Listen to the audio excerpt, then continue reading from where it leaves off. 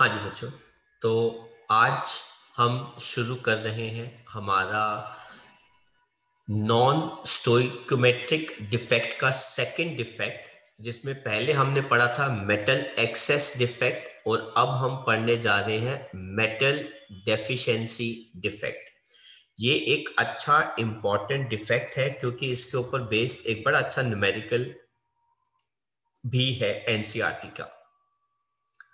Now कहते हैं ये उन मेटल्स में पाया जाता है जो वेरिएबल वैलेंसीज शो करते हैं। जैसे बेटा आयरन है, वो +2 एंड +3 शो करता है। आपको पता है निकल है, निकल भी +2 एंड कुछ केसेस में बेटा +3 शो करता है। दैट इज किन एलिमेंट्स के अंदर पाया जाता है? ट्रांजिशन मेटल्स के अंदर पाया जाता है। ये डिफेक्ट तब अकर करता है जब मिसिंग केटायन अपनी लैटिस साइट से प्रेजेंट होता है एक हायर चार्ज के ऊपर एज कंपेयर टू जो हमने उससे एक्सपेक्ट किया था। सर कैसे? एग्जाम्पल दीजिए। बेटा हमने यहां पर आपको एग्जाम्पल दिया है फेरस ऑक्साइड, इसका नाम है।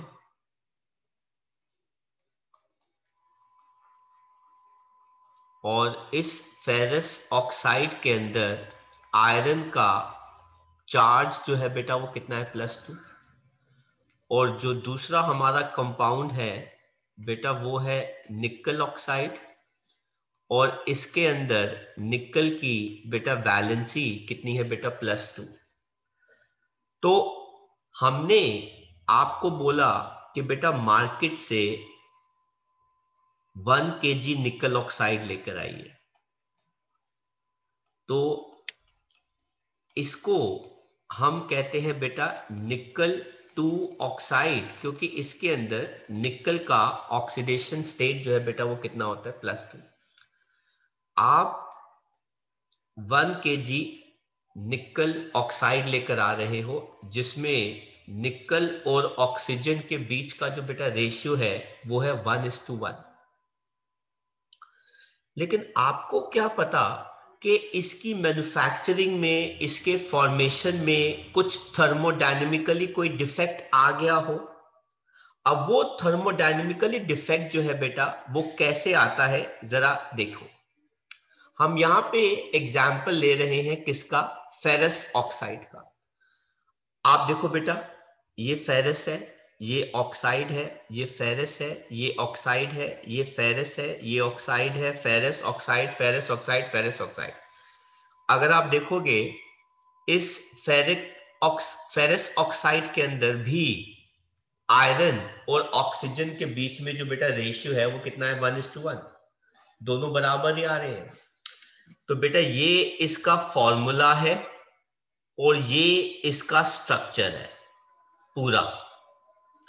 लेकिन क्या पता उस मैन्युफैक्चरर ने इसको कुछ ज्यादा ही हीट कर दिया हो, या थर्मोडायनेमिकल रीजंस की वजह से अपने आप ही कुछ ऐसा हो गया हो। तो सर क्या हो गया? हुआ कुछ ऐसा कि इसके अंदर से दो फेरस, एक ये वाला और एक ये वाला,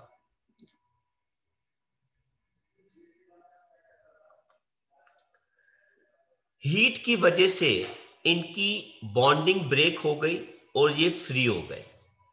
अब फ्री होने की वजह से ये तीसरा, मतलब कुल मिला के 3 फेरस हम ले रहे हैं बेटा जो अपने लैटिस साइड से हट गए और बाहर चले गए। तो 3 फेरस बेटा क्या हो गए? आउट। कुल मिला के +6 चार्ज बाहर हो गया। लेकिन उनमें से 2 फेरस ने बेटा क्या कर दिए? एक एक करके एक एक इलेक्ट्रॉन लूज कर दिया और 2 फेरिक बना के उन जगहों पर वापस आ गए।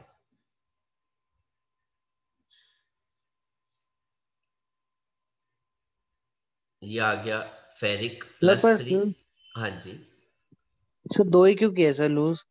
बेटा टोटल चार्ज बैलेंस करना है ना।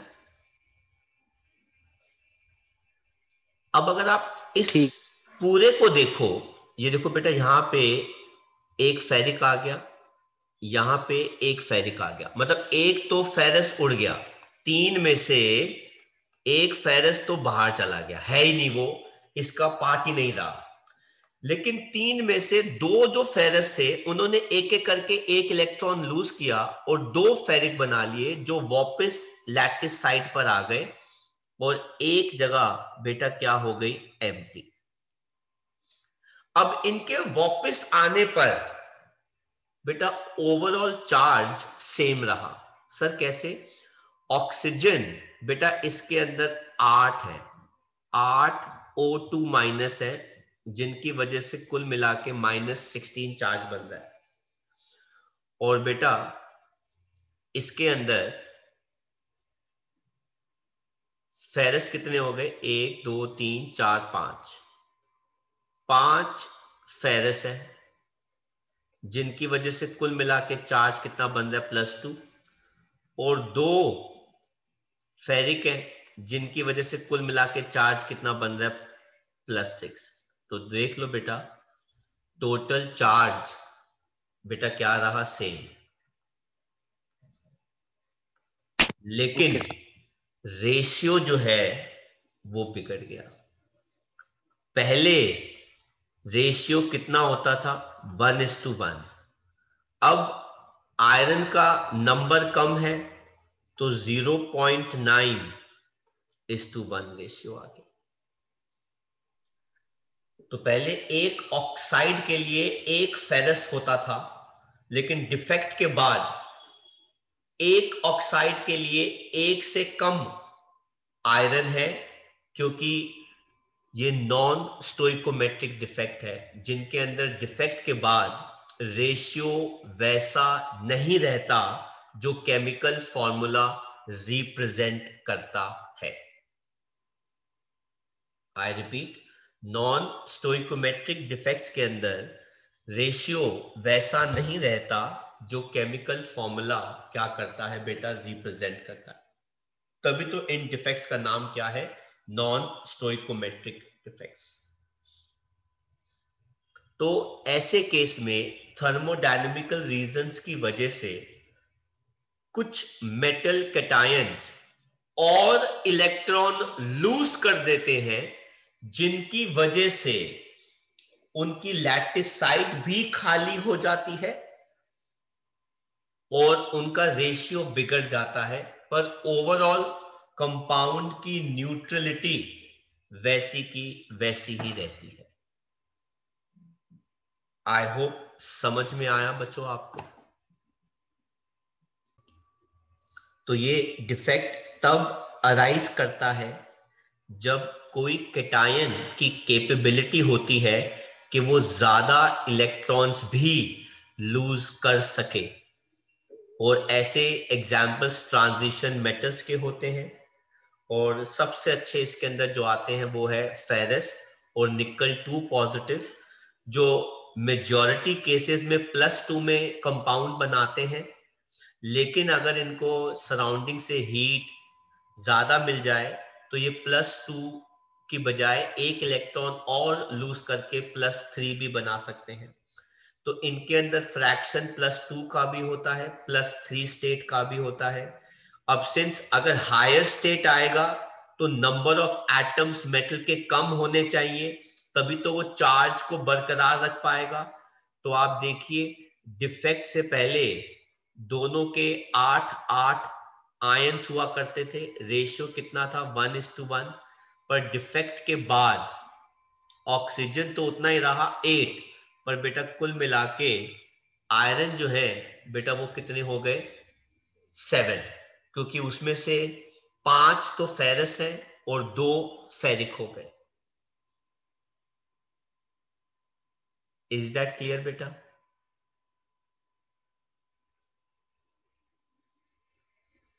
इसमें से कुछ कॉपी करना है किसी ने कि हटा दूं सारा? हाँ जी।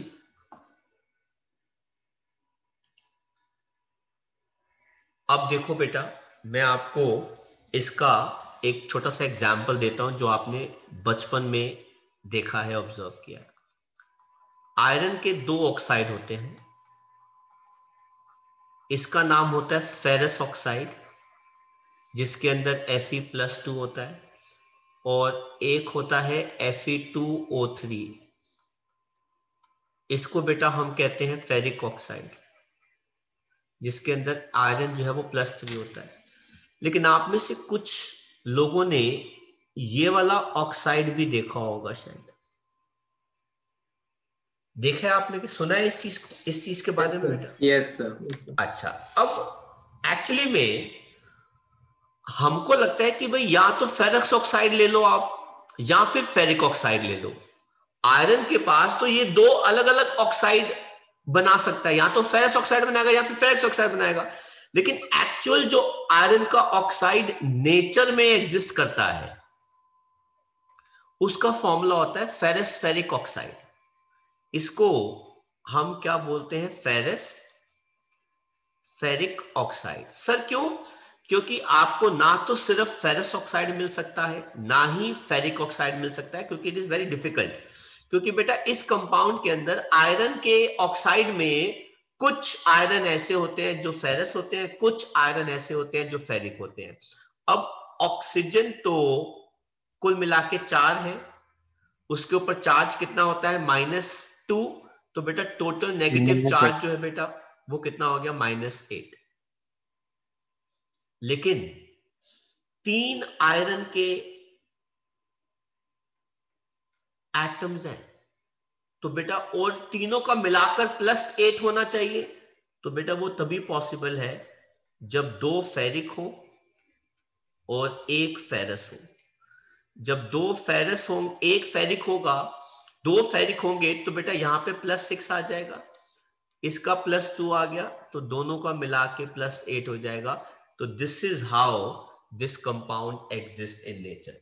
तो एक्चुअली में the oxide of iron is not ferrous oxide, ना ही ferric oxide, it is basically ferrous ferric oxide, क्योंकि उसके अंदर दोनों की परसेंटेज होती है, फेरस आयन की भी होती है, फेरिक आयन की भी होती है।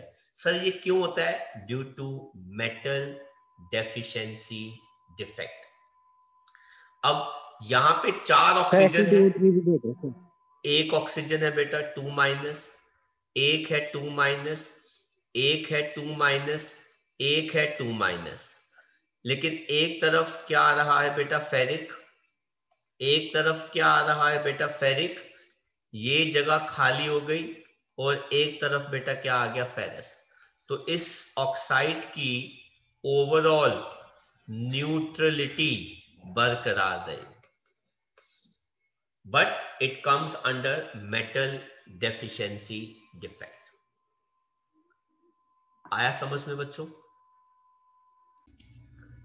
तो अगला हमारे पास आता है बेटा एनसीईआरटी का ये एक्सरसाइज का क्वेश्चन नंबर 16 है, वेरी वेरी इंपॉर्टेंट।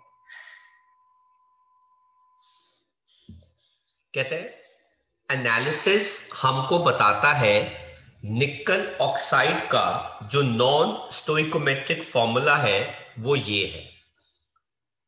अब बेटा निकल ऑक्साइड का फॉर्मूला जो है बेटा वो क्या होना चाहिए? NiO, जिसमें निकल का रेशियो 1:1 होना चाहिए, और इसके अंदर बेटा क्या होना चाहिए? निकल 2 पॉजिटिव।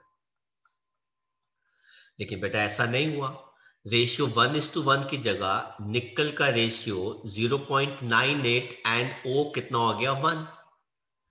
कहते हैं कितना फ्रैक्शन निकल का इसके अंदर निकल 2 पॉजिटिव है, और कितना निकल 3 पॉजिटिव है। तो बेटा लेट ध्यान से देखना बेटा, मैं कैसे कर रहा हूं। मैंने अज्यूम कर लिया कि निकल 2 पॉजिटिव इसके अंदर बेटा कितना हो गया? X।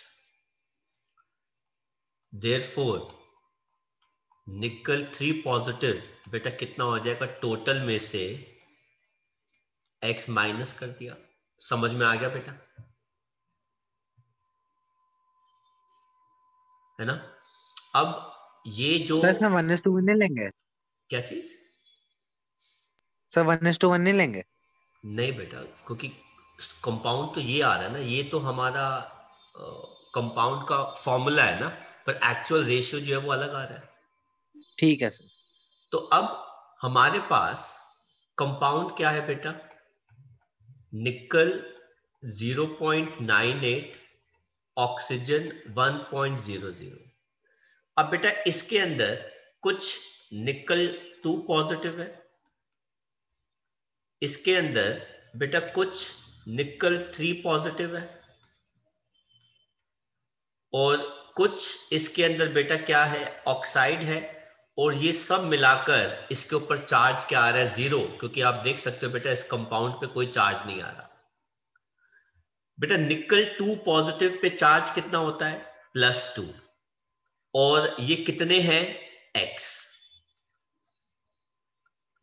निकल 2 पॉजिटिव कितने हैं बेटा, x, तो बेटा टोटल पॉजिटिव चार्ज कितना हो जाएगा, +2 × x, प्लस निकल 3 पॉजिटिव पे चार्ज कितना है, +3, और ये कितने हैं, 0.98 - x, प्लस ऑक्सीजन पे चार्ज कितना है, -2, और ये कितने हैं, 1।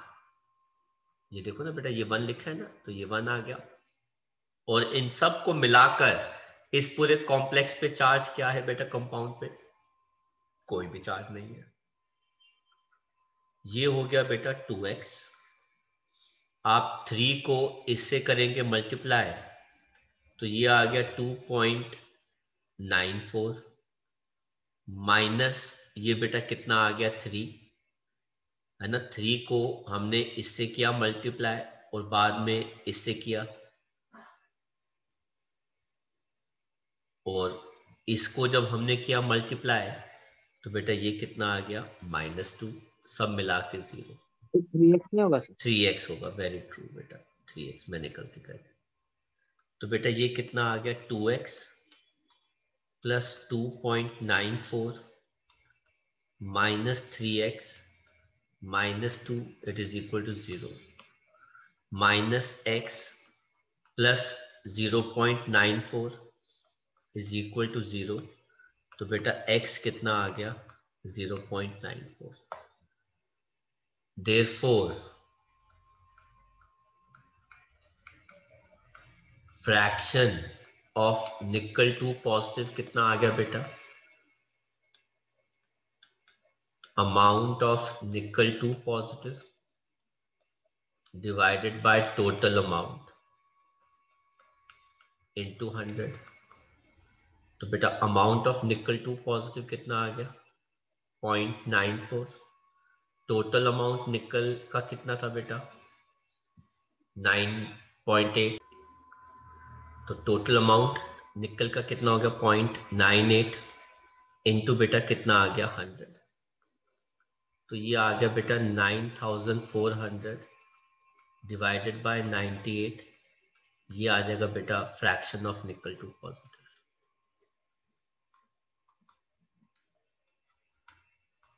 और जितना परसेंट ये आएगा, देयरफॉर फ्रैक्शन ऑफ निकल 3 पॉजिटिव कितना आ जाएगा बेटा, 100 माइनस परसेंटेज ऑफ निकल 2 पॉजिटिव आपके पास आ जाएगा।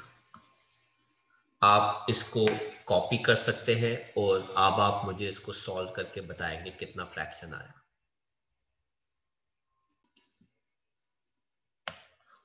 हाँ जी बेटा, कितना बताया आपने, ये कितना आ रहा है, 95.9 और 4.1। 95.9 and 4.1%। तो this is the percentage of निकल 2 पॉजिटिव, एंड निकल 3 पॉजिटिव का परसेंट कितना हो गया, 4.1। आप कॉपी कर लीजिए। तो बेटा ऐसा ही एक सिमिलर क्वेश्चन जो है आप के स्कूल्स में आ सकता है, वो है ये वाला क्वेश्चन। बिल्कुल सिमिलर तरीका है बेटा करने का। कहते हैं वूस टाइप एक और होता है बेटा आयरन का, इसके अंदर अगेन वही है बेटा, कुछ परसेंटेज आयरन +2 की है, कुछ परसेंटेज आयरन +3 की है। उन्होंने पूछा है what is the percentage composition of ferric. तो बेटा आप ऐसा ही करेंगे जैसा पहले तरीका आपने किया था, है ना।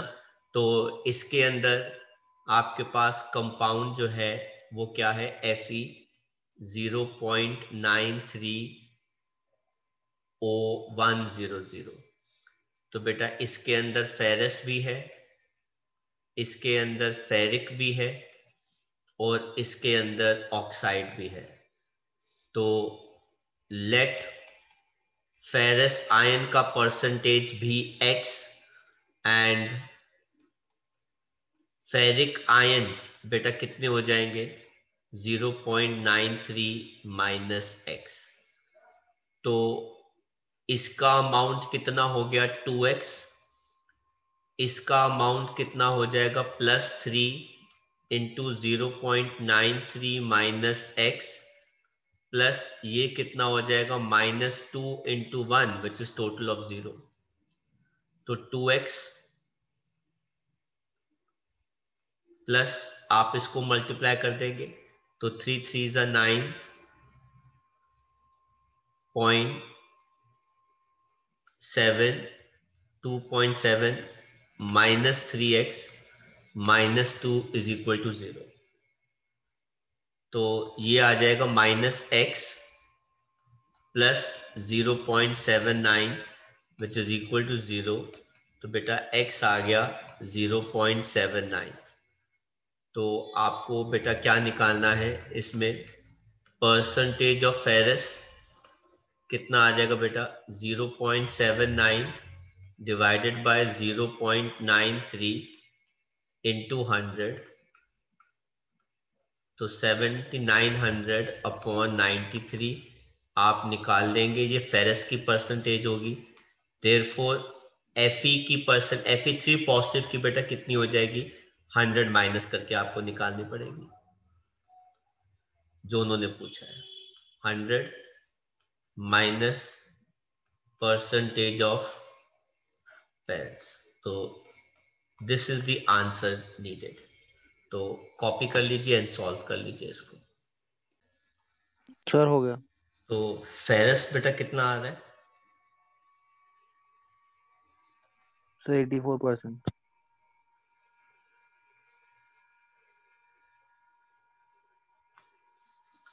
फेरस 84% आ रहा है। तो बेटा ये कितना आ जाएगा 26%। This is the answer what is being required.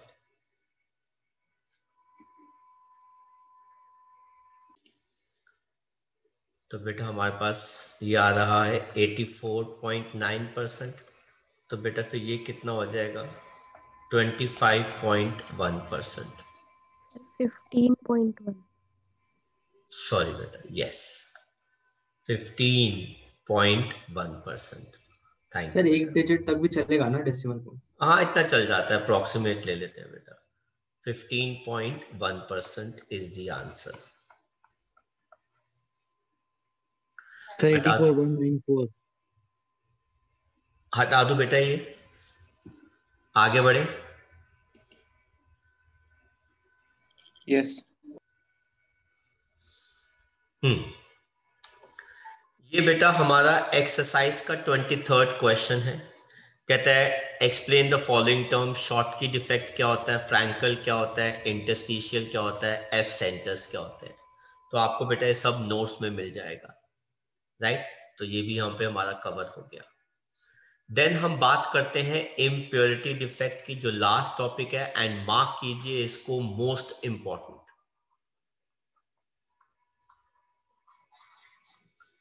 बहुत ही इंपॉर्टेंट डिफेक्ट है ये। अब बेटा नाम ही है इम्प्योरिटी डिफेक्ट।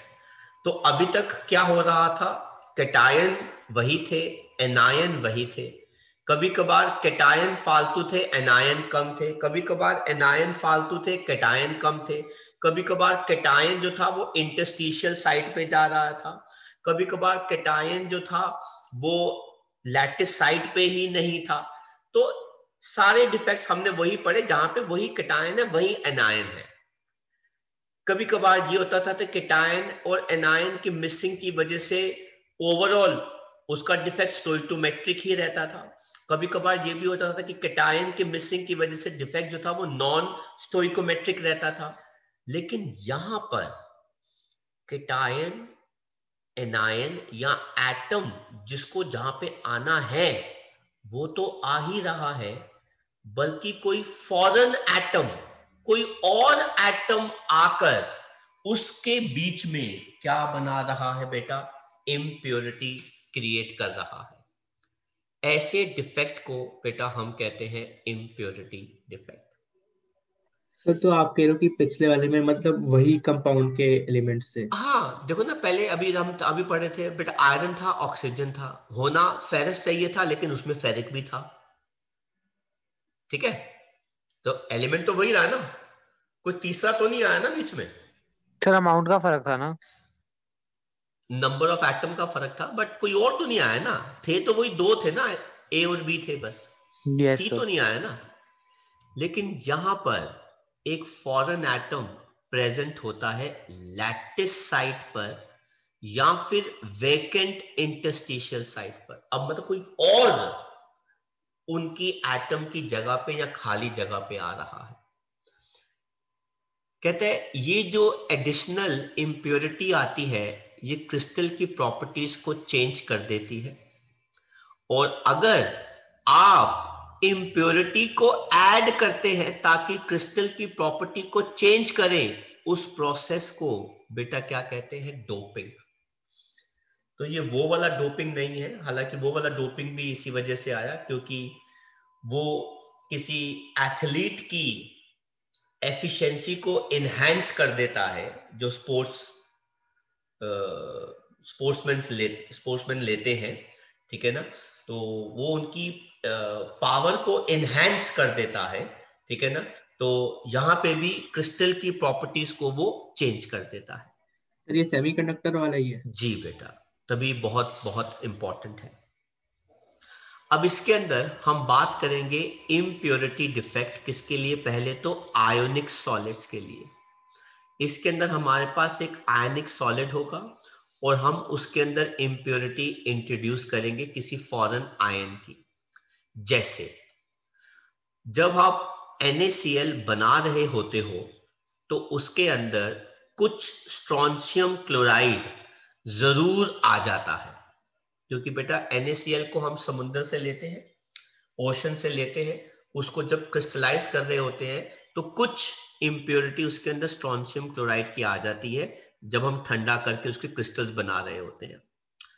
तो कुछ लैटिसाइट जो किसकी होनी चाहिए थी बेटा? Na आयंस की, उसकी जगह पे स्ट्रोंशियम आयन आ रहा है। अब यहां पे जो हैरानी की बात है वो है बेटा चार्ज, क्योंकि नेचर न्यूट्रलिटी भी बरकरार रखता है। तो अब बेटा हुआ क्या, हमारे पास तो सारे NaCl NaCl NaCl NaCl crystal थे, और अब आप देख सकते हो बेटा इसके अंदर रेशियो जो है वो कितना है? 1:1। स्पीशीज जो है ओवरऑल बेटा क्या है? न्यूट्रल है। लेकिन जब हम इसको क्रिस्टलाइज कर रहे थे तो बेटा नेचुरल डिफेक्ट की वजह से 2 Na पॉजिटिव हट गए। सर 2 Na पॉजिटिव क्यों हटे? बेटा आने वाला जो आयन है उसके ऊपर +2 चार्ज है, तो बैलेंस करना पड़ेगा ना चार्ज को। तो बेटा ये वाला Na और ये वाला Na है ना, ये नजर आ रहा है ना बेटा, ये दोनों, इन पे नजर रखना आप। तो ये दोनों Na हट गए और इनकी जगह पर एक स्ट्रोंशियम आ गया। अब जगह 2 खाली हुई, आई रिपीट, जगह 2 खाली हुई, उसमें से एक ऑक्यूपाई कर गई और एक क्या बन गई? वैकेंसी। ठीक है, जगह, सर तो एक में क्या होगा फिर? अभी बताते हैं। जगह एक खाली हुई, जगह सॉरी 2 खाली हुई, उनमें से एक ऑक्यूपाई कर गई और एक खाली बच गई। अब इसकी वजह से ओवरऑल न्यूट्रलिटी तो बरकरार रही। अब आप देख लो ओवरऑल जितना पॉजिटिव चार्ज है उतना ही नेगेटिव चार्ज आ रहा है। अब इसकी वजह से उस सॉल्ट के बेटा कलर आ जाते हैं। तो आइडियली अगर मैं यहां पे देखूं number of occupancy is equal to number of vacant site। Actually में जितनी जगह आई है, ऑक्यूपाई हुई है, एक जगह ऑक्यूपाई हुई है और एक जगह खाली रह रही है, इसलिए दोनों का नंबर और दोनों का रेशियो जो है बेटा क्या है, सेम है। मैं कहना चाहता हूं कि व्हाट इफ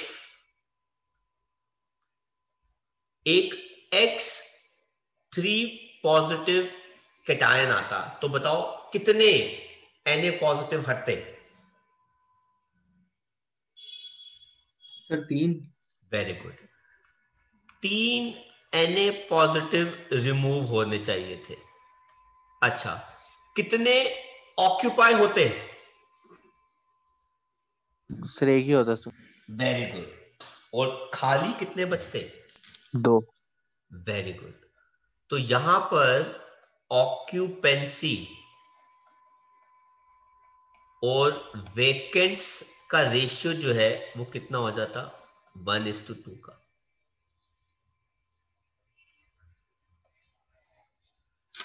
यहां पर ऑक्यूपेंसी और वेकेंट का रेशियो बेटा कितना हो जाता? 1:2 का। लेकिन हालांकि ये मैंने सिर्फ समझाने के लिए किया है, ये आपसे कोई नहीं पूछेगा। हम यहाँ पे +1 और +2 के हिसाब से बात कर रहे हैं कि जितनी ऑक्यूपेंसी है उतनी ही वेकेंट साइट होती है।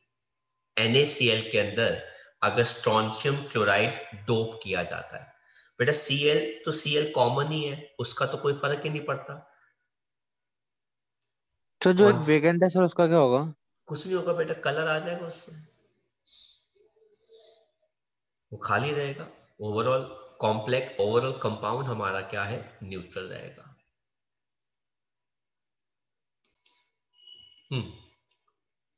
ऐसे ही बेटा जब हम AgCl को क्रिस्टलाइज करते हैं तो उसके अंदर कैडमियम क्लोराइड की इंप्योरिटी आ जाती है। वही सेम होगा, एक 2 Ag पॉजिटिव हटेंगे, एक CD2 पॉजिटिव आएगा और एक जगह खाली रहेगी।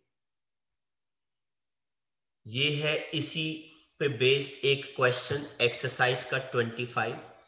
कहते हैं NaCl इज डोप्ड विद इतना परसेंट SrCl2, मतलब उसके अंदर 10⁻³ मोल परसेंट SrCl2 आता है। कहता है calculate the concentration of cation vacancy, कितनी वैकेंसी खाली हो जाएंगी। अभी हमने पढ़ा when NaCl is doped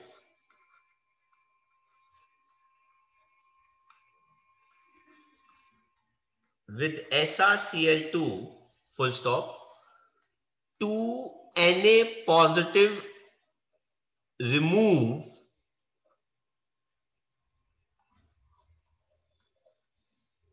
are removed and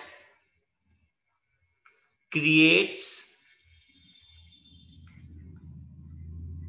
initially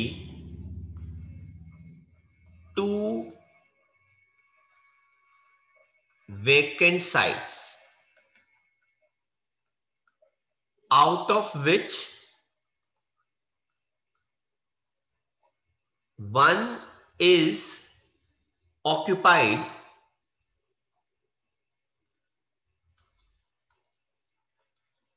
by Sr2 positive and one remains vacant।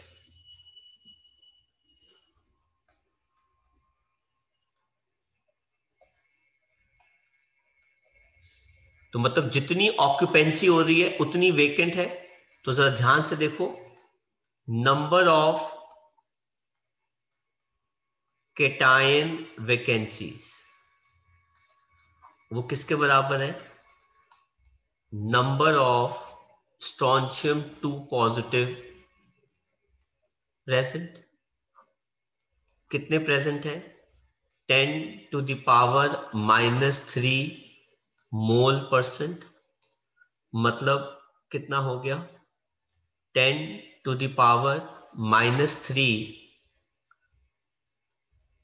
Divided by 100 moles, ये हो गया 10⁵ इंटू एवोगैड्रोस नंबर, तो कितना आ गया 6.022 इंटू 10⁻18 केटायन वैकेंसीज। इतनी ही केटायन वैकेंसीज है और इतनी SR2 पॉजिटिव प्रेजेंट है। सर हमेशा ये number of cation vacancies equal होंगे जो भी नहीं बेटा, एटम? मैं वही बताना चाहता था, ये किस केस में है। अगर एक पॉजिटिव के बदले दो पॉजिटिव के बदले एक डाई पॉजिटिव आता है तो ऑक्यूपेंसी और वैकेंसी दोनों का रेशियो 1:1 रहता है, और कैटायन वैकेंसी रेशियो जो है वो 1:1 रहेगा। लेकिन अगर 3M पॉजिटिव होते हैं जिसके बदले एक X2 पॉजिटिव आता है, सॉरी एक X3 पॉजिटिव आता है, तो उस केस में ऑक्यूपेंसी और वैकेंसी का रेशियो बेटा कितना हो जाएगा 1:2।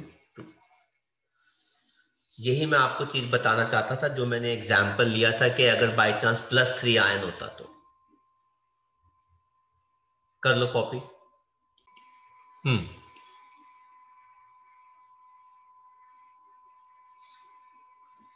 देन बेटा अनदर वेरी इंपॉर्टेंट टॉपिक जो बहुत ही फेमस है आपके बोर्ड एग्जाम्स के लिए और हर एग्जाम के लिए, वो है बेटा इम्प्योरिटी डिफेक्ट कोवैलेंट सॉलिड्स के अंदर। सॉलिड्स कोवैलेंट जैसे सिलिकॉन, जर्मेनियम, इनके पास 4 बैलेंस इलेक्ट्रॉन्स होते हैं और इनके अंदर इम्प्योरिटी ऐड की जाती है जिनके पास 4 बैलेंस इलेक्ट्रॉन से ज्यादा हो, मतलब ग्रुप 15 जैसे फास्फोरस, आर्सेनिक, या फिर 4 बैलेंस इलेक्ट्रॉन से कम हो, ग्रुप 13 का एलिमेंट जैसे boron, aluminium and gallium. Actually में बेटा सिलिकॉन जो है एक सेमी कंडक्टर होता है, तो सेमी कंडक्टर्स अच्छा करंट कैरी नहीं करते। इनकी कंडक्टिविटी बढ़ाने के लिए इनके अंदर बेटा इंप्योरिटीज ऐड की जाती है। सिलिकॉन ग्रुप 14 का है, इसके पास 4 बैलेंस इलेक्ट्रॉन है। अब इसके अंदर क्या ऐड कर दो, ग्रुप 13 का एलिमेंट जिसके पास 3 वैलेंस इलेक्ट्रॉन है, या ग्रुप 15 का एलिमेंट जिसके पास 5 वैलेंस इलेक्ट्रॉन है। दोनों केस में इसकी कंडक्टिविटी जो है वो बढ़ जाती है। ये देखो बेटा सिलिकॉन ग्रुप 14, ये जितने भी व्हाइट है बेटा ये सिलिकॉन एटम है, और आप देख सकते हैं कि हर सिलिकॉन एटम के अराउंड उसके पर्सनल 4 इलेक्ट्रॉन है और दूसरे सिलिकॉन के पास भी 4 इलेक्ट्रॉन है। अब ये देखो बेटा ये सिलिकॉन है, इसका एक इलेक्ट्रॉन इसके साथ शेयर हो रहा है, एक इसके साथ शेयर हो रहा है, एक इसके साथ शेयर हो रहा है, एक इसके साथ शेयर हो रहा है, तो हर सिलिकॉन जो है अपना ऑक्टेट पूरा कर रहा है। तो बेटा ये ये करंट क्यों कैरी करेगा, इसके पास तो कोई फ्री इलेक्ट्रॉन ही नहीं है। इसीलिए ये सेमी कंडक्टर्स होते हैं या ये पार्शियल करंट कैरियर्स होते हैं। किसी के एक दो इलेक्ट्रॉन फ्री हो गए डिफेक्ट की वजह से तो वो मूव करते हैं और करंट कैरी करते हैं। लेकिन अब हम इस सिलिकॉन की कंडक्टिविटी को बढ़ाने जा रहे हैं। कैसे? सबसे पहले हम इसके अंदर बेटा क्या ऐड कर रहे हैं, doping with electron rich impurity, मतलब ग्रुप 15 का एलिमेंट, मतलब फास्फोरस या आर्सेनिक जिसके पास 5 वैलेंस इलेक्ट्रॉन होते हैं, 5 में से 4 तो सिलिकॉन या जर्मेनियम के साथ शेयर हो जाएंगे, लेकिन जो 5th इलेक्ट्रॉन बचेगा वो फ्री है, वो डीलोकलाइज्ड है, वो करंट कैरी करेगा, इसलिए इसे कहते हैं एन टाइप। एन का यहां पे मतलब हो गया नेगेटिव। नेगेटिव किसकी वजह से आता है, फ्री इलेक्ट्रॉन की वजह से आता है। तो आप देखो बेटा ये देखो एक लैटिस साइड पे आर्सेनिक आ गया, आर्सेनिक का एक इलेक्ट्रॉन ये रहा, एक ये रहा, एक ये रहा, एक ये रहा, ये हो गए 4, और ये 5वां इलेक्ट्रॉन बेटा क्या हो गया, फ्री, जिसकी वजह से बेटा इस सिलिकॉन की कंडक्टिविटी पहले से क्या कर गई, इंक्रीज कर गई। तो आपने छोटी क्लासेस में पढ़ा था ना कि सेमीकंडक्टर्स के अंदर हम इम्प्योरिटीज ऐड करते हैं और उनकी कंडक्टिविटी बढ़ जाती है। तो क्योंकि बेटा अगर आप ग्रुप 15 का एलिमेंट ऐड करोगे तो उसका जो 5th इलेक्ट्रॉन फ्री होगा वो डीलोकलाइज्ड होगा, वो मूव करेगा और वो करंट कैरी करेगा। आई होप समझ में आया बेटा। कुछ कॉपी करना है किसी ने? बात करते हैं डोपिंग विद ग्रुप 13। मतलब ग्रुप 13 के पास तो सर इलेक्ट्रॉन्स की कमी होगी, बिल्कुल कमी होगी। ग्रुप 13 के एलिमेंट्स के पास सिर्फ 3 बैलेंस इलेक्ट्रॉन होते हैं। ध्यान से सुनना मैं कैसे बता रहा हूं। ग्रुप 13 के पास सिर्फ 3 बैलेंस इलेक्ट्रॉन होते हैं, तो ये 3 कोवैलेंट बॉन्ड बना लेते हैं, लेकिन साथ वाले सिलिकॉन के एटम की जगह पर एक खाली जगह आ जाती है, जहां का 4th इलेक्ट्रॉन जो होता है बेटा क्या होता है, मिसिंग होता है। इस मिसिंग इलेक्ट्रॉन को कहते हैं इलेक्ट्रॉन होल या इलेक्ट्रॉन वैकेंसी। अब जरा इस स्ट्रक्चर को ध्यान से देखना बेटा। ये पूरा सिलिकॉन का भरा हुआ था, लेकिन इस सिलिकॉन के अंदर हमने बोरॉन डाल दिया। अब बोरॉन ग्रुप 13 का है तो बेटा इसके 3 बैलेंस इलेक्ट्रॉन आएंगे, एक ये रहा, एक ये रहा, एक ये रहा। ये वाला सिलिकॉन है, ये तो इसका इलेक्ट्रॉन है, लेकिन ये जगह बेटा क्या हो गई, खाली। ये जगह क्या हो गई, खाली। अब मेरी बात को ध्यान से सुनना, मैं क्या कहने वाला हूं।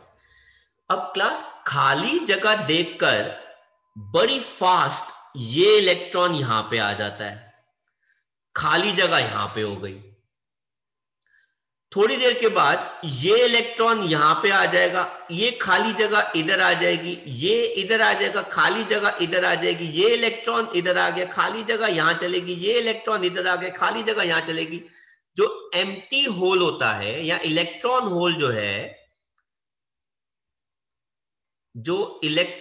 जो है, वो इधर की डायरेक्शन में मूव कर रहा है, और जो इलेक्ट्रॉन है वो इधर की डायरेक्शन में मूव कर रहा है। अब इलेक्ट्रॉन जिस डायरेक्शन में मूव करेगा हम अज्यूम करते हैं कि वहां पे पॉजिटिव है, और इलेक्ट्रॉन होल जिस डायरेक्शन में मूव करेगा तो हम अज्यूम करते हैं कि वहां पे नेगेटिव है। तो नेगेटिव की तरफ positive hole, I repeat, negative की तरफ पॉजिटिव होल मूव कर रहा है। पॉजिटिव होल हम अज्यूम करते हैं इसको, इस वजह से इसको हम कहते हैं पी टाइप, मतलब पॉजिटिव टाइप। सर एक्चुअली में तो इलेक्ट्रॉन्स उसको फिल करते हैं ना, होल को। हाँ, एक्चुअली में बेटा ये प्रोसेस इतनी फास्ट होता है तो हमको इलेक्ट्रॉन तो दिखता ही नहीं है। अब जरा ध्यान से देखना बेटा, इस जगह पे ये जगह जो है बेटा, ये ध्यान से देखना, ठीक है। अब देखना कि होता क्या है कि इलेक्ट्रॉन इतनी फास्ट मूव करता है कि बेटा इलेक्ट्रॉन तो हमें देख ही नहीं सकते, हमको दिखता नहीं, लेकिन हमको ऐसा लगता है कि जैसे होल जो है बड़ी फास्ट मूव कर रहा है। अच्छा सर, हम उसके रिलेटिव देख लेते हैं। हाँ, हम उसके रिलेटिव देखते हैं। तो असलियत में इलेक्ट्रॉन जो था बेटा वो इस डायरेक्शन में जा रहा है। अगर नेगेटिव चार्ज इस डायरेक्शन में जा रहा है तो हम अज्यूम करते हैं कि इस साइड पर क्या है, चार्ज पॉजिटिव, तभी तो इलेक्ट्रॉन वहां भाग रहा है। अगर इधर पॉजिटिव हो गया तो इस साइड पे बेटा चार्ज क्या हो जाएगा, नेगेटिव, और होल जो है, इलेक्ट्रॉन होल जो है वो इधर जा रहा है। अगर कोई चीज नेगेटिव की तरफ भाग रही है तो इसको हम क्या मान लेते हैं, पॉजिटिव होल मान लेते हैं, पी से पॉजिटिव, जिसका मतलब क्या होता है बेटा, पी टाइप डोपिंग। तो an electron from the neighboring atom jumps to fill up the electron hole, but then an electron hole is created at the site from where electron has jumped. इसे कहते हैं p type semiconductor. कुछ copy करना है तो आप copy कर सकते हैं। तो ये था हमारा इलेक्ट्रॉन डेफिशिएंट इम्प्योरिटीज। अब एक्सरसाइज का क्वेश्चन है 17। What is a semiconductor? It is a material which is a partial current carrier. Describe two types of semiconductors and contrast their conduction mechanism, N-type and P-type. Very nice question. जरा ध्यान से सुनना बेटा। Exercise का 18th question. Non stoichiometric cuprous oxide, मतलब actually में cuprous oxide के अंदर कॉपर और ऑक्सीजन का रेशियो जो है वो कितना होना चाहिए, 2:1। लेकिन ये नॉन स्टोइकोमेट्रिक है, मतलब 2:1 रेशियो नहीं होगा डिफेक्ट के बाद। कहते हैं it is prepared in the lab. इस ऑक्साइड के अंदर कॉपर और ऑक्सीजन का रेशियो जो है वो स्लाइटली 2:1 से कम है, क्योंकि इसके अंदर बेटा जो कॉपर है वो +1 है और ऑक्साइड जो है वो -2 है। तो क्या मुझे कोई बता सकता है कि ये जो रेशियो 2:1 से कम है ये क्यों कम है? क्योंकि कुछ कॉपर +1 किस में बदल गए? तो 2+ में। Very good. वो किस में बदल गए बेटा? +2 में। जब वो +2 में बदलेंगे तो खाली जगह क्रिएट होगी, और खाली जगह को अगर इलेक्ट्रॉन ऑक्यूपाई करेगा तो बेटा वो पी टाइप हो जाएगा कंडक्टर। अगर नहीं ऑक्यूपाई करेगा तो सर एन टाइप होगा। नहीं बेटा, उसको करना पड़ेगा ना, ये है वो दिखा रहा है। ये बेटा रेडियस रेशियो नहीं होगा, ये गलत है। द रेशियो 2:1 इसलिए है क्योंकि कुछ क्यूपरस जो है वो क्यूपरिक में बदल गए। अब in order to maintain the electroneutrality, हर 2 कॉपर 2 पॉजिटिव आयन की जगह पर एक कॉपर 2 पॉजिटिव आयन आएगा, जिसकी वजह से एक होल भी तो क्रिएट होगा। तो देखो ना बेटा, 2 Cu2 पॉजिटिव क्या होंगे, रिमूव, जिसकी वजह से 2 वैकेंसी आएगी।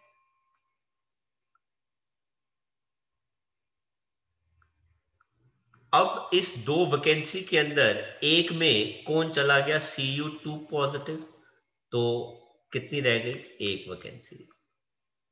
अब अगर एक वैकेंसी रह गई तो बेटा इस वैकेंसी के अंदर कौन जंप कर सकता है, इलेक्ट्रॉन, इसलिए it is a P type conductor. और जो वैकेंसी है बेटा वो पॉजिटिव होल वाली है ना, उस वैकेंसी में तो कौन आना चाहिए था, प्लस चार्ज आना चाहिए था ना, इसलिए पी टाइप वैकेंसी होती है, पी टाइप कंडक्टर होता है।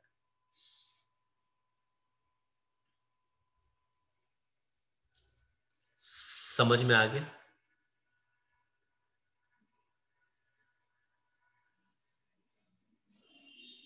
कर लिया बेटा कॉपी? Sir 1 second.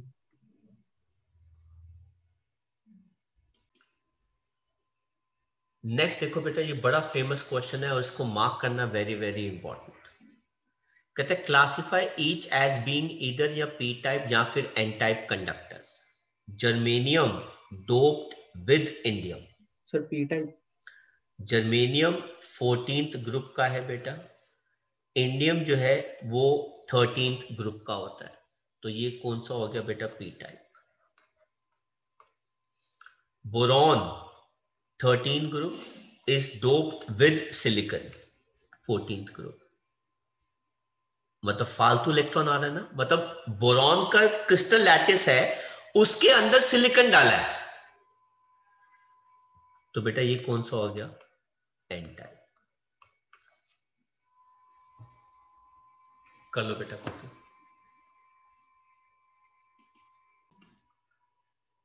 तो एक बार दोबारा रिवाइज कर रहे हैं, इम्प्योरिटी डिफेक्ट क्रिस्टल्स में क्या होता है, कोवैलेंट। कोवैलेंट सॉलिड जैसे सिलिकॉन और जर्मेनियम जो है हम यूज करते हैं, क्योंकि इनको हम सेमीकंडक्टर्स कहते हैं, क्योंकि ये पार्शियल करंट कैरियर्स होते हैं। लेकिन सर हम क्या करें ऐसा कि इनकी कंडक्टिविटी बढ़ा दें, तो हम छोटी क्लास में पढ़ते थे कि इनको अंदर इम्प्योरिटी ऐड करनी चाहिए। अब सेमीकंडक्टर होने की वजह से इनके पास 4 वैलेंस इलेक्ट्रॉन्स हैं और इनके अंदर हम इम्प्योरिटी ऐड करते हैं। अब वो इम्प्योरिटी या तो ग्रुप 15 की हो या फिर ग्रुप 13 की हो। और एलिमेंट्स कौन इस्तेमाल करते हैं? अगर 15 के है तो फास्फोरस या आर्सेनिक, ग्रुप 13 के है तो बोरॉन, एल्यूमिनियम या फिर गैलियम। तो ये आप देख सकते हैं, ये सिलिकॉन का परफेक्ट क्रिस्टल है जहां पे हर जगह सिलिकॉन आ रहा है। हर सिलिकॉन के 4 इलेक्ट्रॉन है, 4 कोवैलेंट बॉन्ड बना रहा है। अगर आप इसको ऐसे देखेंगे तो ये स्ट्रक्चर जो है वो आपको ऐसा नजर आएगा।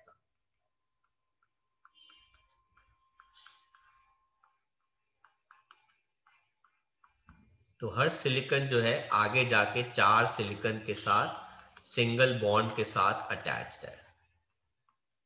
सर तो सिलिकॉन सेमीकंडक्टर है। जी बेटा, जितने भी सोलर सेल्स होते हैं वो सिलिकॉन के ही बनते हैं, लेकिन इसकी कंडक्टिविटी बढ़ानी है। और कंडक्टिविटी बढ़ाने का मतलब है इलेक्ट्रॉन का फ्लो फास्ट करना है। अब कैसे करें?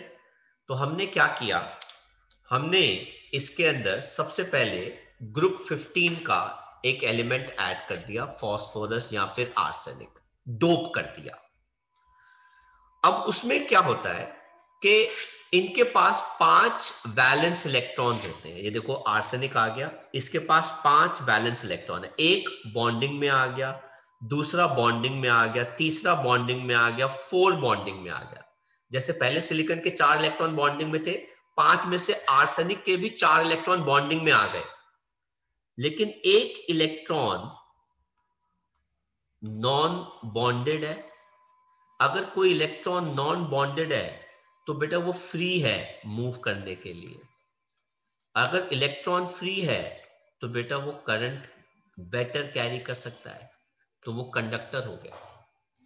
अब सिंस यहां पे फ्री इलेक्ट्रॉन की वजह से आ रहा है, इलेक्ट्रॉन के ऊपर चार्ज क्या होता है? नेगेटिव।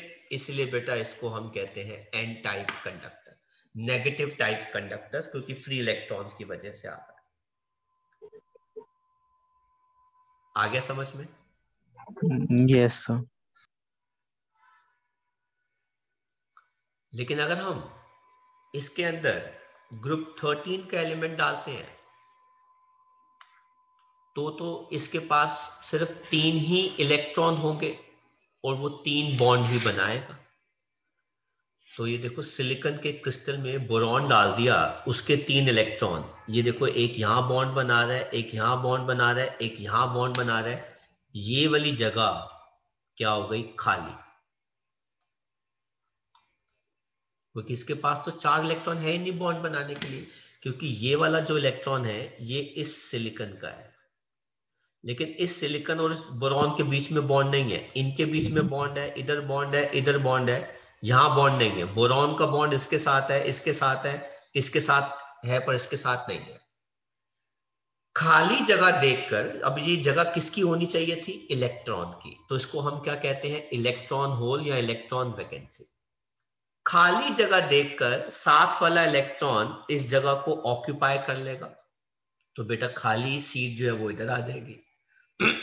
अब इलेक्ट्रॉन इधर आएगा तो खाली सीट इधर आ जाएगी। अगर ये इलेक्ट्रॉन इधर आएगा, खाली सीट। अब इससे क्या हो रहा है? इलेक्ट्रॉन मूव कर रहा है, लेकिन इलेक्ट्रॉन्स का मूवमेंट इतना फास्ट होता है कि हम देख नहीं सकते, because we can not see electron. पर एम्प्टी स्पेस हमको मूव करता हुआ दिखता है बहुत फास्ट। तो हम ये देखते हैं कि एम्प्टी स्पेस मूव कर रहा है। अब ये एम्प्टी स्पेस मूव कैसे कर रहा है? क्योंकि इलेक्ट्रॉन हमने जो दिखाया है वो राइट टू लेफ्ट मूव करते हुए दिखाया है। आप लेफ्ट टू राइट भी दिखा सकते थे, इतना बड़ा इशू नहीं है ये। अब अगर electron right to left move कर रहा है तो बेटा जरूर इस साइड पे पॉजिटिव चार्ज होगा, क्योंकि तभी तो पॉजिटिव नेगेटिव को अट्रैक्ट करेगा। और इलेक्ट्रॉन अगर इधर पॉजिटिव की तरफ मूव कर रहा है, तो अगर लेफ्ट साइड पे पॉजिटिव है तो बेटा राइट साइड पे नेगेटिव होना चाहिए। और कोई चीज नेगेटिव की तरफ भागती हुई आ रही है, कौन भाग रहा है? Electron hole. ये देखना अभी यहां से ये इलेक्ट्रॉन होल भाग रहा है, ये देखो कितनी फास्ट भागा। तो इसका मतलब है ये इलेक्ट्रॉन होल एक तरह से हमको पॉजिटिव चार्ज जैसा लग रहा है, पर है नहीं, ये हम अज्यूम कर रहे हैं। तो हमको एक तरफ से इलेक्ट्रॉन होल जो है वो पॉजिटिव चार्ज जैसा लग रहा है, क्योंकि वो नेगेटिव की तरफ भाग रहा है, इसीलिए इसको हम पी टाइप कंडक्शन कहते हैं। आया समझ में? Yes sir. कॉन्सेप्ट के हिसाब से ये चैप्टर बेटा थियोरेटिकली यहाँ पे खत्म होता है। ये इस चैप्टर का लास्ट टॉपिक था। जो आपका एक टॉपिक बच गया है वो है डेंसिटी वाला टॉपिक और उस पे बेस्ड न्यूमेरिकल, जिनको हम सैटरडे की क्लास में करेंगे। तो सैटरडे और संडे इन 2 क्लासेस के अंदर हम सिर्फ न्यूमेरिकल करेंगे। तो आप लॉग टेबल के साथ तैयार रहना, मैंने आज मैसेज डाल दिया था आप लोगों को। तो लॉग टेबल हैंडी रखेंगे आप, ताकि हम आगे के न्यूमेरिकल जो है वो उस पर प्रैक्टिस कर पाए, समझ पाए।